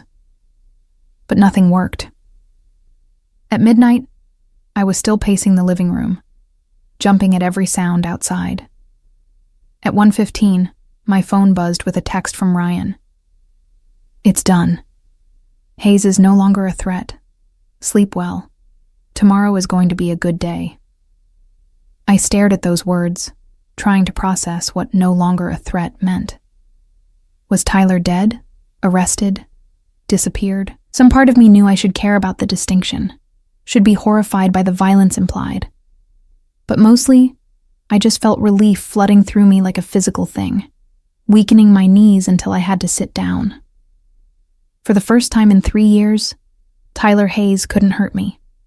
Whatever Ryan had done, however he'd handled it, I was finally free. I texted back, "Thank you for everything." His response came immediately. "Sleep, Rachel. Tomorrow you're going to be the most beautiful woman at my brother's wedding, and everyone is going to see exactly what you mean to me." I read that message 3 times, my heart doing complicated things in my chest. What I meant to him, not what I represented or what role I played. What I meant. Isabel was right. This had stopped being just an arrangement somewhere along the way. Maybe it had never been just an arrangement at all. I went to bed still wearing my dress, too exhausted to change, and fell into the deepest sleep I'd had in years. No nightmares haunted me. No phantom sounds jerked me awake. For the first time since that terrible night at the convenience store, I slept without fear. When I woke, sunlight was streaming through the windows, and my phone showed 2 missed calls and a text from Ryan. "Good morning. A car will pick you up at noon. The wedding starts at 2. See you there." I stretched luxuriously, feeling lighter than I had in years. Today was the day. The wedding. The culmination of everything we'd been preparing for. And after tonight, after I'd played my role and earned my money, Ryan and I would have to figure out what we were to each other. The thought should have terrified me. Instead, it filled me with a cautious, fragile hope. Maybe, just maybe, I could have something real. Something that wasn't based on fear or survival or desperate necessity. Something that was simply mine. I got up and began preparing for the wedding, my hands steadier than they'd been in years. Whatever happened today, whoever saw me and whatever they thought, I knew one absolute truth. I was done running, done hiding, done being afraid. Today, I walked into Ryan Castellano's world not as an employee or a temporary arrangement, but as a woman who belonged there. And tomorrow, I'd wake up and figure out what that meant. The car that arrived at noon was the same sleek black sedan that had carried me to Margot's boutique weeks ago, but today it felt different. Today, I wasn't being transported to another lesson in playing pretend. Today, I was stepping into Ryan Castellano's world for real, in front of hundreds of witnesses who would photograph, judge, and dissect my every move. Elena accompanied me in the car, her presence reassuring even in silence. She'd traded her usual tactical clothing for an elegant black pantsuit that somehow still managed to look functional, her alert gaze scanning every car we passed as we made our way to the venue. The wedding was being held at the Meridian Estate, a historic mansion on the outskirts of the city that had been converted into an exclusive event space. As we pulled through the gates, I caught my breath at the sheer grandeur of it, manicured lawns stretching in every direction, a stone mansion that looked like it belonged in a European fairy tale, and guests already arriving in luxury vehicles that probably cost more than I'd earn in a lifetime. "Ms. Morgan," Elena said quietly as we pulled up to a side entrance.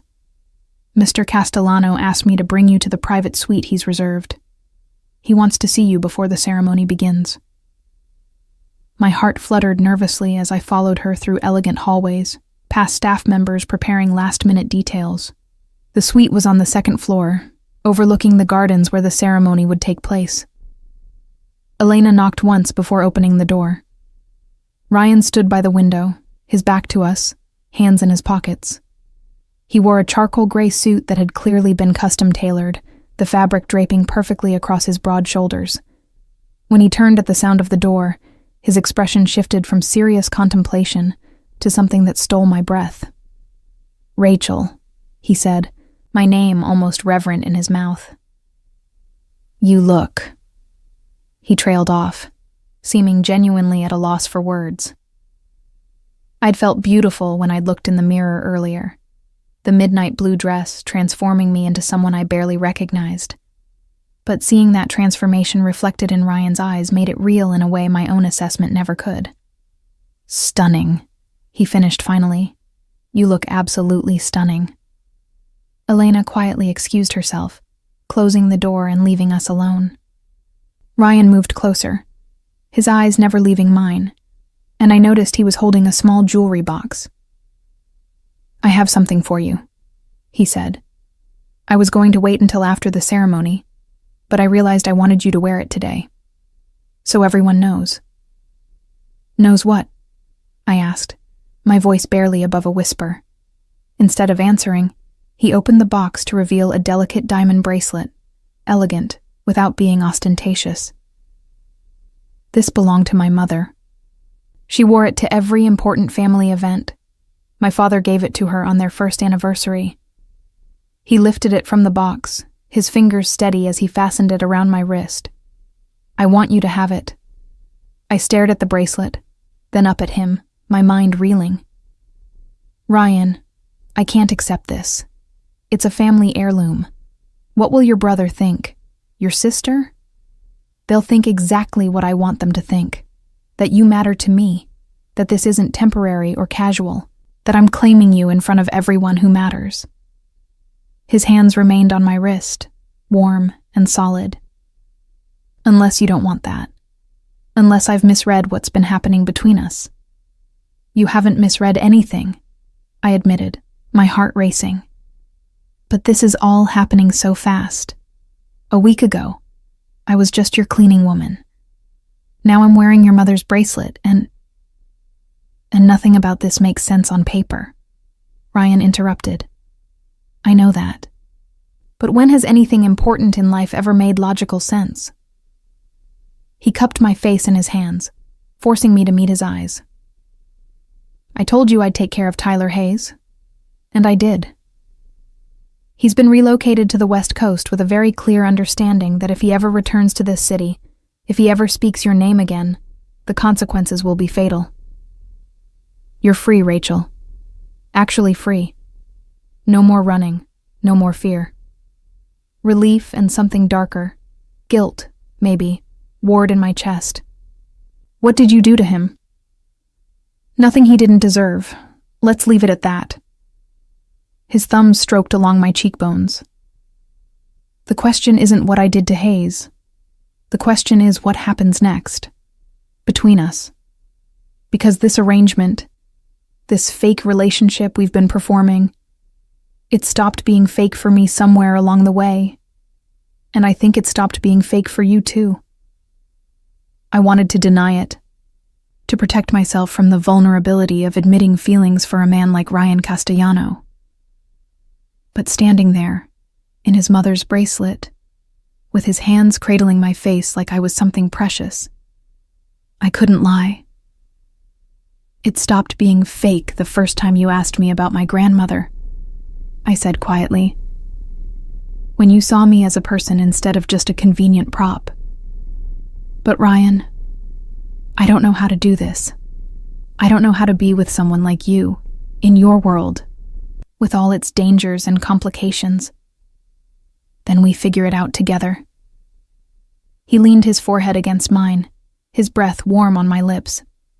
One day at a time, starting with today, you on my arm, showing everyone that I'm not the untouchable ghost they think I am. That I'm a man who's found something worth protecting. Worth building a life around. Before I could respond, before I could overthink or talk myself out of what I wanted, his lips met mine. The kiss was gentle at first, questioning, giving me space to pull away. but I didn't want to pull away. I'd been alone for so long, carrying my fears and secrets like armor that kept everyone at bay. Ryan had somehow slipped past those defenses, seen the real me, and decided I was worth fighting for. I kissed him back, my hands finding their way to his shoulders, pulling him closer. The kiss deepened, becoming something urgent and real. 3 weeks of carefully maintained distance finally breaking. When we finally parted, both breathing harder, Ryan rested his forehead against mine. "After today," he murmured. "After we've made our public appearance and satisfied all the social obligations, I want you to stay. Not in the guest house. With me. Really with me. We'll figure out the rest. Your education, your future, all of it. Together." "Yes," I heard myself say, the word escaping before I could overthink it. "Yes, I'll stay." The smile that broke across his face was transformative, lighting up features that were usually so carefully controlled. For a moment, he looked younger, unburdened, genuinely happy. "Good. That's very good." A knock at the door interrupted the moment. "Mr. Castellano," Elena's voice called. "The ceremony is starting in 15 minutes. Ryan stepped back, adjusting his tie and smoothing down his jacket, transforming back into the composed man the world expected to see. "Ready to make our debut?" I took a deep breath, feeling the weight of his mother's bracelet on my wrist, still tasting him on my lips. "Ready." The ceremony took place in the gardens, chairs arranged in perfect rows, facing an arch covered in white roses and ivy. Guests filled the seats in their expensive clothes, their quiet conversations creating a sophisticated murmur. Ryan led me to seats in the second row, his hand proprietary on my lower back, and I felt dozens of eyes tracking our movement.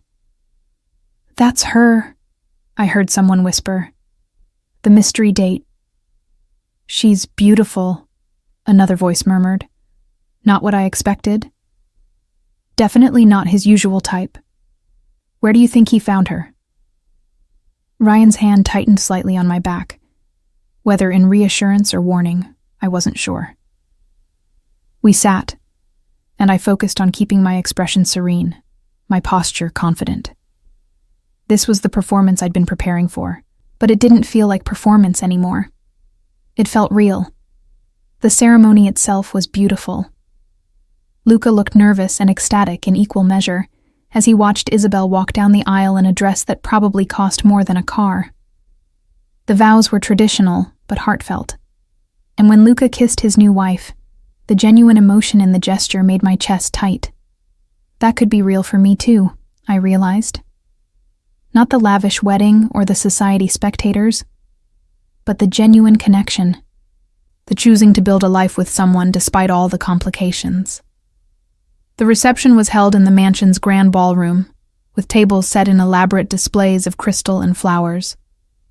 Ryan and I were seated at the family table with Luca, Isabel, Sophia, Ryan's sister, who turned out to be a sharp-eyed 21-year-old who assessed me with frank curiosity, and James Chen, Isabel's father. "So," James said after the first course, his attention turning to me. "Rachel Morgan. Ryan tells me you're a nurse?" "I was studying to be," I corrected carefully. Circumstances interrupted my education. "And now?" I glanced at Ryan, who nodded slightly. "Now I'm hoping to finish my degree, with Mr. Castellano's support." James's eyebrows rose slightly. "Ryan doesn't usually invest in educational pursuits. You must be quite special." "She is," Ryan said, his hand finding mine under the table. "Very special." The possessive certainty in his voice made something warm unfurl in my chest. Whatever questions James Chen might have had, Ryan's public claim seemed to satisfy them. The conversation moved on to business matters I didn't quite follow, giving me a chance to observe the room. The guests were exactly what I'd expected. Wealthy, powerful, moving through social interactions with practiced ease. But I also saw the undercurrents Ryan had warned me about, The way certain people watched our table with calculated interest. The whispered conversations that stopped when we looked their way. The photographs being taken on phones, undoubtedly destined for social media. I was being documented, evaluated, my face and presence recorded for anyone to see, including, potentially, anyone from my past who might still be looking. But Tyler Hayes was gone, relocated with clear threats about what would happen if he returned. For the first time in 3 years, I didn't have to be afraid of being seen. Rachel? Sophia's voice pulled me from my thoughts. Ryan's sister was watching me with a small smile. Would you like to escape to the ladies' room with me? These dinners can be suffocating. I glanced at Ryan, who nodded slightly. Sophia led me through the ballroom to an elegant powder room, where she immediately kicked off her heels with a sigh of relief. God, I hate these things, she said frankly. All this performing, everyone watching everyone else, nobody actually saying what they mean. She turned to face me, her expression serious despite her casual words. So let me say what I mean. Are you good for my brother? The blunt question caught me off guard. I hope so. He's different around you. Less contained. Like he remembers there's more to life than managing the family business and protecting the family name. She moved closer, lowering her voice. I know what my father built. I know what Ryan does, even though he tries to shield me from it. And I know that men in his position don't usually let people close, don't usually show vulnerability. But he's shown it to you. That means you have power over him. Real power. Please don't abuse it. The protective edge in her voice reminded me so much of Ryan himself. I would never hurt him intentionally, I said quietly. He's given me a future when I had none. He's protected me when I couldn't protect myself.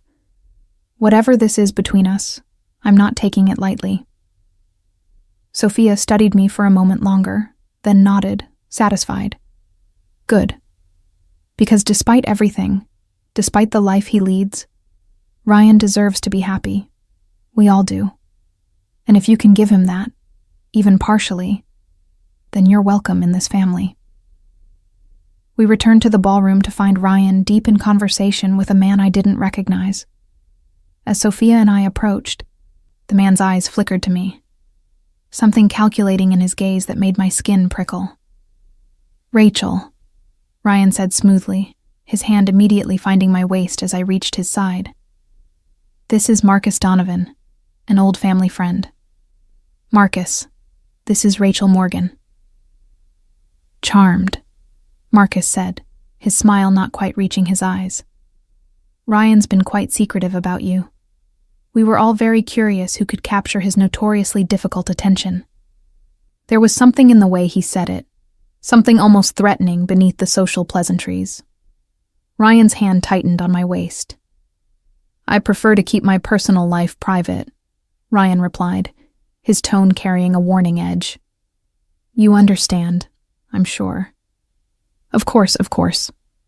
Marcus's attention shifted back to me. Still, it must be quite the adjustment. Going from cleaning Ryan's house to being his date. Quite the Cinderella story. The room seemed to freeze.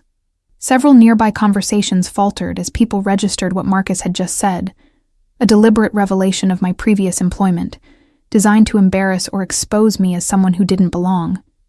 Before Ryan could respond, before the humiliation could fully sink in, I heard myself speak.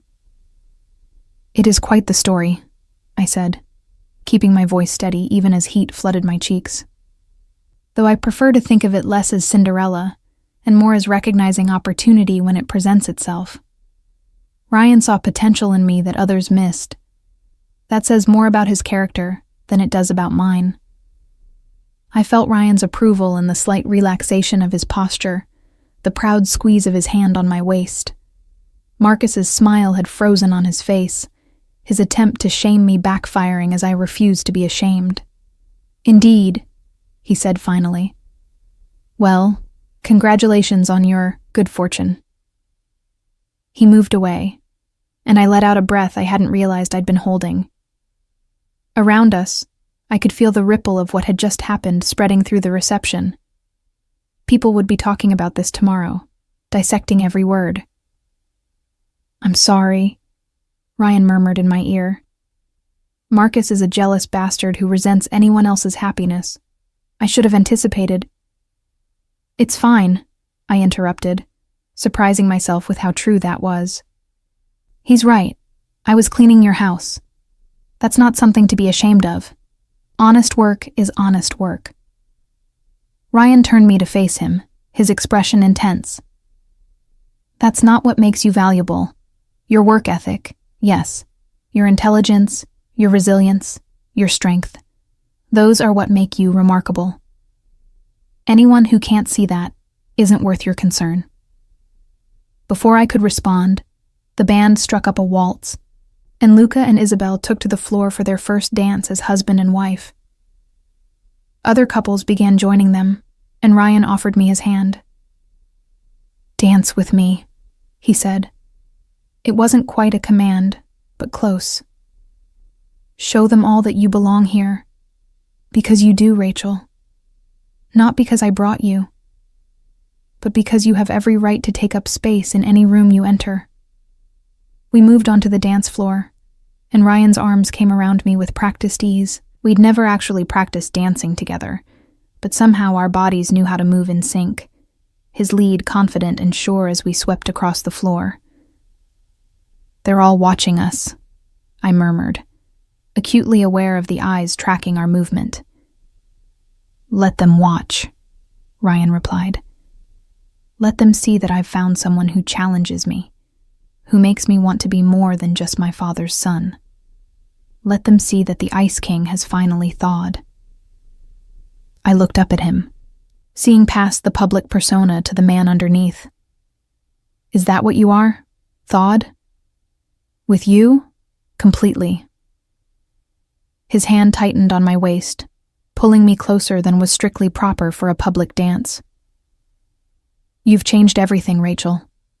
In the span of 2 weeks, you've made me want things I'd written off as impossible. A real relationship. A future that's more than just managing threats and maintaining control. You've made me want to actually live instead of just survive." The raw honesty in his voice made my eyes sting with unexpected tears. "I feel the same way. You've given me back the parts of myself I thought I'd lost. The ability to trust, to hope, to imagine a future that's more than just getting through each day." "Then we're agreed," he said, his lips close to my ear. "This is real. Whatever started as an arrangement, whatever brought us together initially, it doesn't matter anymore. From today forward, we're building something genuine." "Yes," I whispered, the word a promise and a commitment. The dance ended, but Ryan kept me close as we made our way back through the crowd. People approached to offer congratulations to the newlyweds, and inevitably to satisfy their curiosity about Ryan's mysterious date. I fielded questions with growing confidence, no longer pretending to be someone I wasn't, simply being myself. A woman who'd worked hard, survived impossible circumstances, and found something unexpected with a man who seemed impossible. As the evening wore on, as I laughed with Sophia and accepted genuine warmth from Luca and Isabel, as I watched Ryan interact with his family with less guardedness than I'd seen before, I realized something profound. I'd spent 3 years running from my past, terrified that Tyler Hayes would find me and destroy what little I'd managed to build. But the real danger hadn't been Hayes. It had been the fear itself, the way it had isolated me, kept me small, prevented me from reaching for anything better. Ryan hadn't just protected me from external threats. He'd given me permission to stop being afraid, to take up space, to believe I deserved more than survival.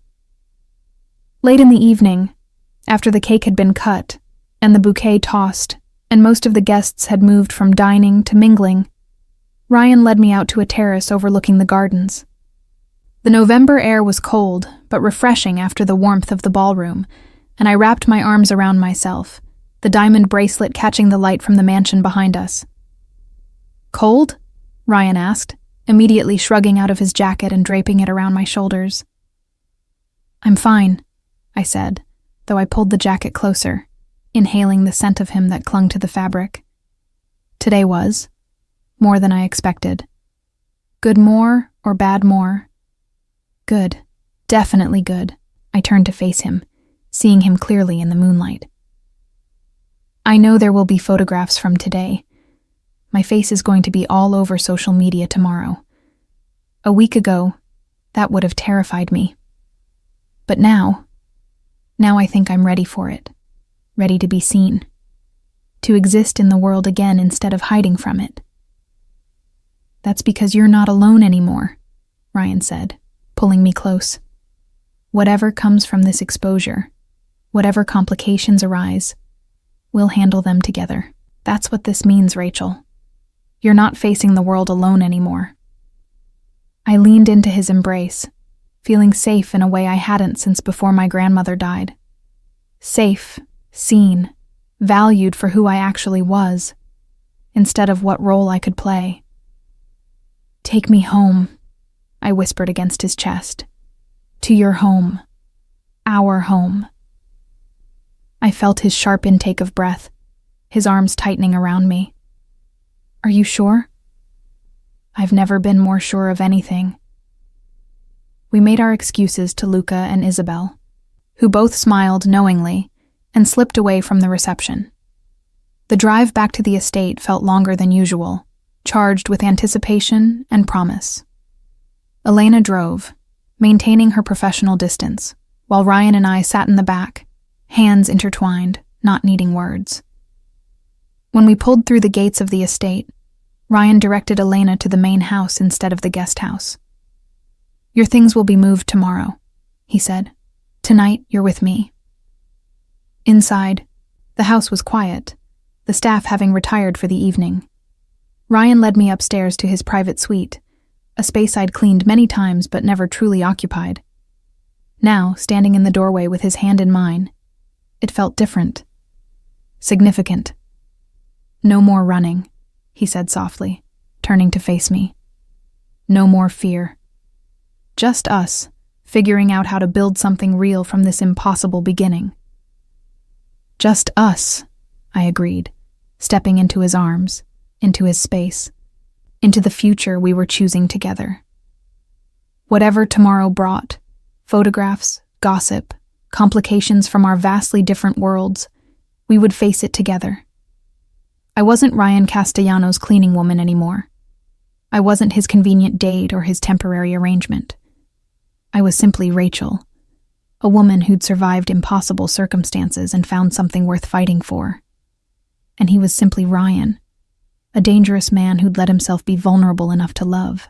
The rest, the society judgments, the family dynamics, the complicated intersection of our different worlds, we would figure out, one day at a time, together.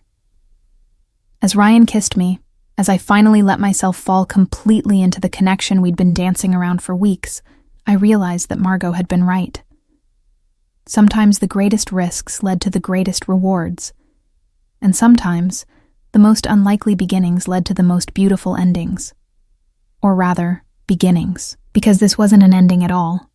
It was just the start of something extraordinary,